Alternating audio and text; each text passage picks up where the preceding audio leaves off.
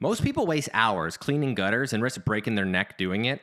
Here's how I clean mine in about 10 minutes with zero drama. So I'm not a fan of working on the edge of the roof, and it's not because I'm scared of heights. I used to skydive and I spent a couple years roofing. Now, one of the really cool things I learned when I was roofing was to use these ladder stabilizers for getting on and off your roof, and they're super helpful. So before I actually get into showing you how we're going to clean the gutters, I want to share with you some tricks for setting up your ladder. If the ground's hard and flat, I leave the feet down with the little anti-slip grips. If it's soft dirt or there's a little bit of a slope, I'll flip them up and then that way they can dig in. I jump on it a couple times to make sure they're set nicely. Now, a quick tip for checking your angles. You stick your feet at the bottom of the ladder and then you put your arms straight out in front of you at shoulder height. And if you can touch the rung in front of you comfortably, then the ladder should be somewhere around 75 degrees, which is what you want. So if I wasn't using these ladder stabilizers right now, my eaves trough would be getting all scratched up and potentially squished from the weight of the ladder.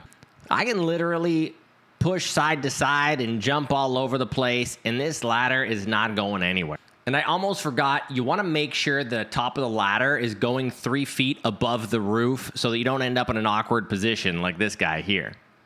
Now it's time for my secret weapon, the leaf blower. Wait till you see how fast and efficient this thing is at cleaning out your gutter. I always use my extension on the end because it gives you focused airflow, which is great for wet debris and also helps extend your reach. Even if you're not comfortable getting off the ladder and walking around, the leaf blower effectively increases your range by, let's say, 15 to 20 feet in both directions. So every ladder move equals an effective work range of 30 to 40 feet, which is really good in my opinion. If you're comfortable walking the roof, you don't actually have to bend over and lean into the gutter to start scooping stuff out, which makes it a lot faster and safer as well.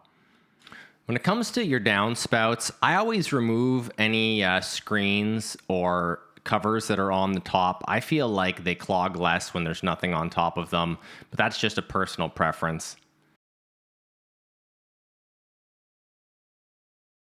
And that, my friends, is how you clean your gutters safely in under 10 minutes. If you've got issues with downspouts that are blocking you while you're trying to mow the lawn, check out this video that I made showing you how you can put a hinge on them to keep them out of the way.